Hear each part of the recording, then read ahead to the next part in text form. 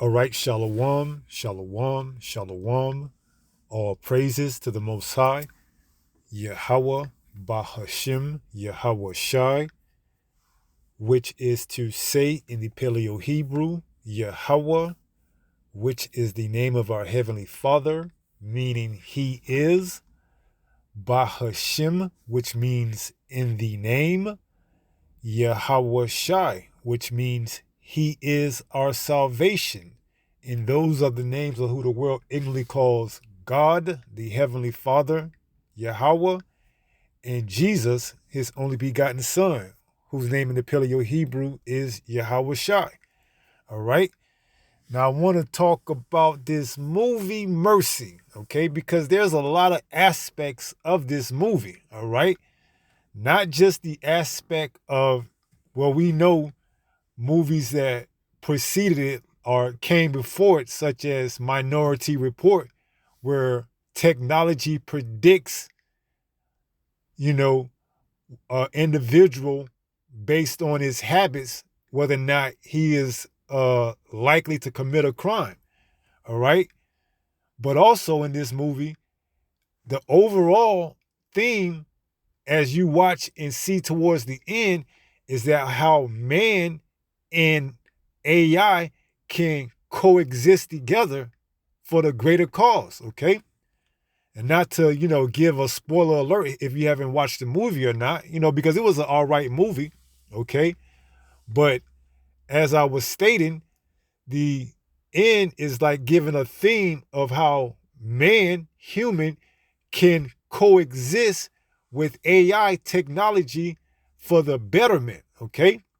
What am I talking about? Well, the overall theme of this movie, as stated right here in this little AI overview, is that a man is framed for unaliving his wife, and he's brought to court in this state-of-the-art technology, AI, artificial intelligent hearing, where he has 90 minutes to lower his percentage of being guilty to questionable. All right. And at his disposal, he can use all forms of information and AI technology to show whether or not he did it. Okay. Now, throughout the movie, it takes you on a wild ride. All right. Okay. And technology was used, okay, to show whether or not he was innocent or guilty. And it had like elements of the movie where at points in time you thought that he wasn't. And at points in time you could see how it could be perceived that he was guilty. But at the end, it was proven that he was, innocent without a shadow of a doubt. And he was able to be let go. But before that happened, the person who framed him was brought to justice. Okay. And the twist or the plot is that because he's a police officer as well with a drinking problem, and one of the officers with this upstart program called Mercy, discarded some evidence illegally to get this program up and running, to use it to lock up people. But in doing so, spoiler alert, it was a woman, she broke the laws and she was found guilty, okay? So it was overall a pretty good, decent movie, but I seen it for what it was a little bit more towards the end, that it was pretty much, a transhumanism movie, meaning what? That it was showing how AI and humans can work together for the betterment of society, all right? And this is what they're pushing, okay? They're going to be pushing more movies like this, leading up into what? The mark of the beast. Because why? They want you to see that it's not all bad of you using this AI technology and to merge with it. Because that's basically what transhumanism is, when man and machine merge together. All right? Now, they trying to say that it can be used for the betterment of the people, but there's nothing good that could come out of transhumanism, except for more disasters, okay? except for more controlling.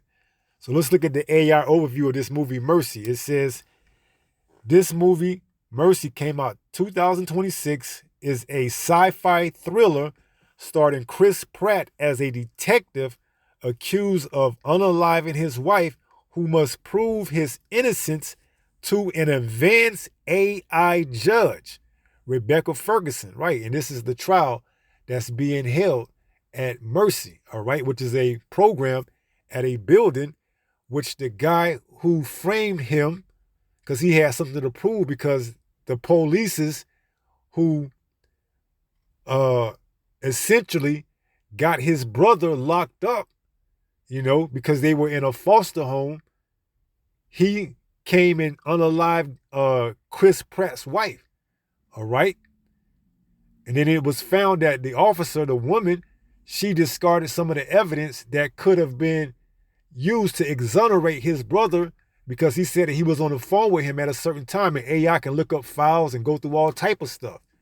Okay, but she discarded that phone, so they couldn't look that up, because why? She wanted to get this program, Mercy, up and running. All right. So it says, who must prove his innocence to an advanced AI judge, Rebecca Ferguson, within 90 minutes, using the AI's own surveillance system against itself. See?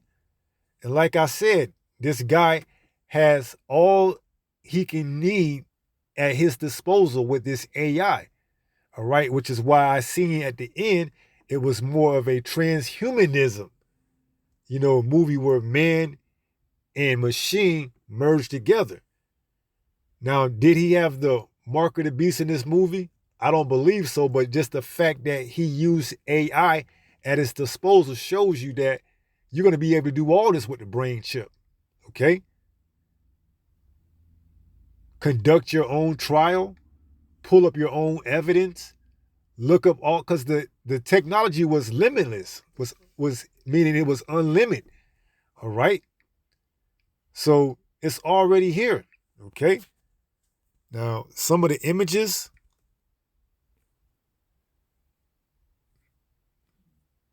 this is the movie, This is him on trial, He has 90 minutes to get his percentage from 97.5 to under 95, I believe 94.5, or else at the end of the 90 minutes, he's going to be executed. All right. And that's what happened to the guy's brother who framed him. He couldn't prove his innocence because the lady cop, discarded the phone to show that he wasn't there at that time, because she wanted to get this program moving forward. And by allowing his brother to be proven innocent, they wouldn't have used this program. Because why? She wanted to clean up Los Angeles, particular Skid Row. All right. So it was all right movie, for what it was. Okay. Now I want to look up that word transhumanism. This is the word for transhumanism.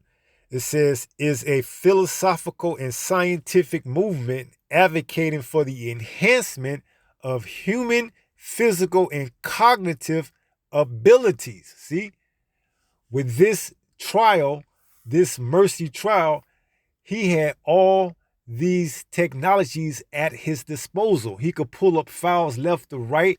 He could, talk to people on phones such as FaceTime and so on and so forth for this trial purpose, okay? And eventually, they're going to, start putting more and more of these videos, these movies out, because this in itself was a trial to see how people would, go to the movies and watch this movie, all right? So there's nothing by happenstance that happens, okay? This was a trial for this movie because I believe it's the first of its kind, in the sense that it was a movie where man and machine at the end work together to the betterment of solving a crime, okay? Because the judge was saying that she doesn't deal with emotions.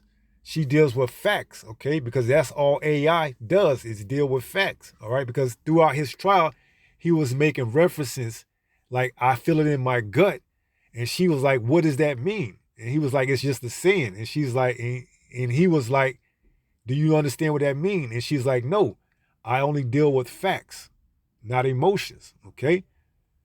So the fact that AI doesn't deal with emotions and human does is supposed to be sparring with each other. But in this movie, they were somehow able to come together at the end for the betterment of solving the crime of his wife and whether or not he unalived her.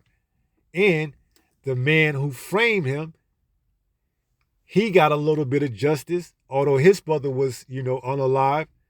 But the woman that, the woman cop that threw away the evidence, the phone to his brother, Innocence, she got arrested because at the end, he was brought up on trial, all right, to prove his case, okay?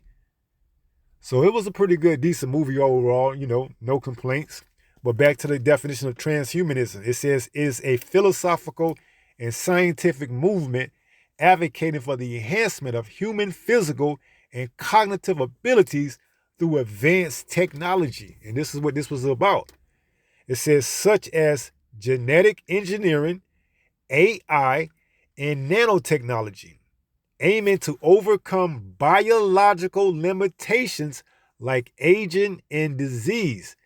Is envision a future transition to post-human beings, often driven by the belief that technology can fundamentally improve the human condition. See? And this is what that trial was meant for, okay? That, can you prove your innocence? All right? You have 90 minutes with anything you want at your disposal. You can call whoever you want. You can look up any type of files you want, but you have 90 minutes to get your percentage from 97.5 to under 94, or else you're going to be executed. All right? And he got it down to the percentage of being completely innocent, 000. All right? So, this was what it was. Okay, now let's get a few precepts. All right, this is the book of 2 Thessalonians chapter 2 and verse 9. It reads, even him whose coming is after the working of Satan, with all power and signs and lying wonders. See? And this is exactly what's going to happen when you believe for a second that you can merge with machine and it could be for the betterment of your future. It's just going to be a lying wonder. All right, because everything you see is going to be what? An illusion. All right, you're gonna be deceived when you take that charagma, that microchip, whether it's in the hand or in the brain. All right, all for the cause of merging with machine. It says, even him whose coming is after the working of Satan. Right, Esau, the so-called white man, because he's the one that's really going to push this. Okay, with these trials, these test runs, seeing how the people react to movies like Mercy, Upgrade, so on and so forth. Okay, he's reading he's reading the room, he's checking the comments, so on and so forth. It says, whose coming is after the working of Satan with all power and signs and lying wonders, because that's all it's going to be, is nothing but lying wonders. Okay, when you get that brain chip, whether you get it in your head, the brain chip, BCI, brain computer interface, or whether you get the charagma in your right hand or in your left hand or in your forehead, all right? It's all going to be lying wonders, okay? Because at any time, they can switch it off, they can change things up. And another thing is that the guy in the movie, his buddy, his what do you call it? In the cops field, when you got his partner, all right, was a police officer, and in the line of duty, he got, mowed down, and he felt sorry that he wasn't there because the guy told him, his partner told him to stay inside the car because he had got a phone call from his daughter, and it was a truck that they was getting ready to do a routine traffic stop on.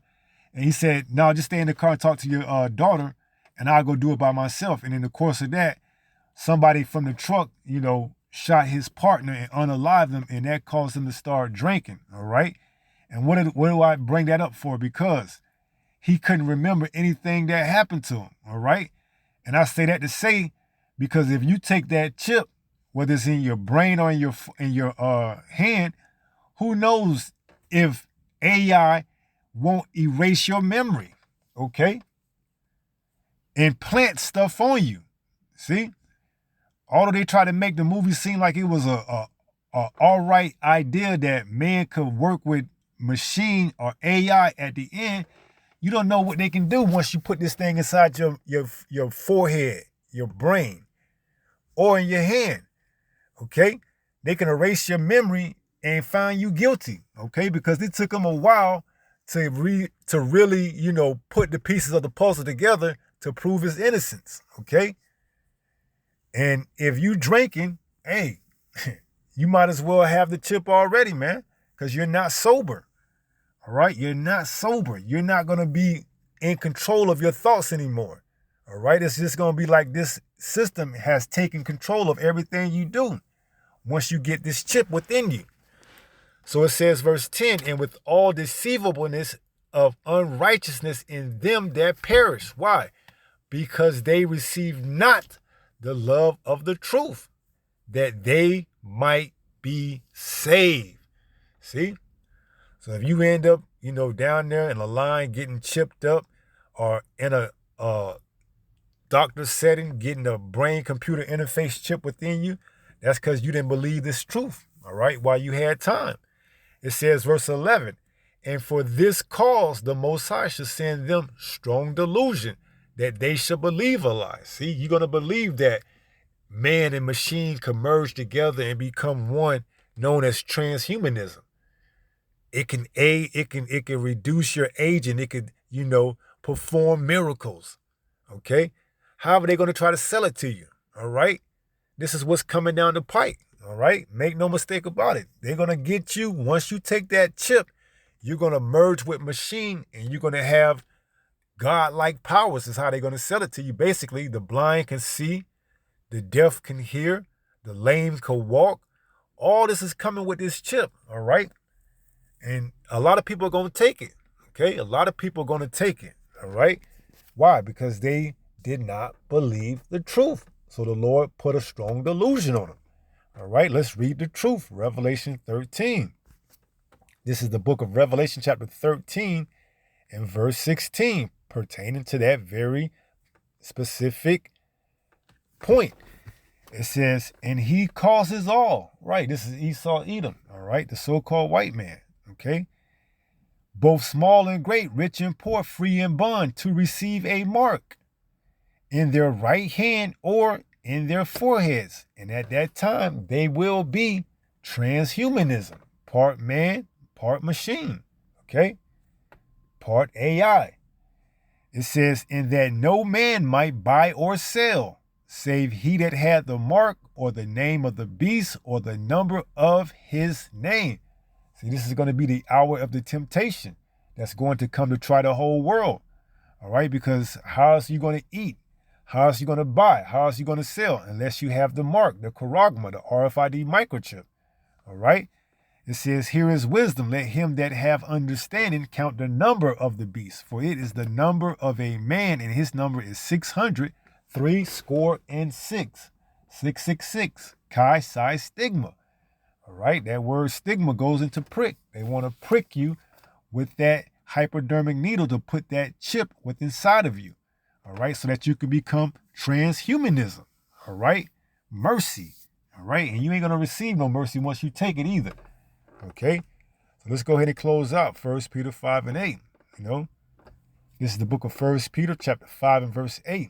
It reads, be sober, be vigilant. See, you think you're going to be sober and vigilant once you take that chip, once you get that charagma? No, you're going to be inebriated, and they can say whatever they want, and you can't do anything about it. All right, go off script. Make a post that isn't in line with what you're supposed to say while you have the internet. They're going to set you up. They're going to plant you some type of evidence because you thinking something now, how the cops can just plant evidence on you. Just imagine in this new world order, all right, when they can erase your memory where you can't remember what you did and plant evidence on you. And then let's say you have to be brought to a trial to prove your innocence. At your disposal, you can have all the information you want. But if you can't remember what you did, it ain't going to do you no good. And your 90 minutes are going to be what? Up. And you're going to be what? Executed. Okay? Depending on the severity of the crime. Okay? That was according to the movie Mercy. So it says, be sober, be vigilant. Why? Because your adversary, the devil, as a roaring lion, walketh about seeking whom he may devour. Right? Come on in line. Get your chip.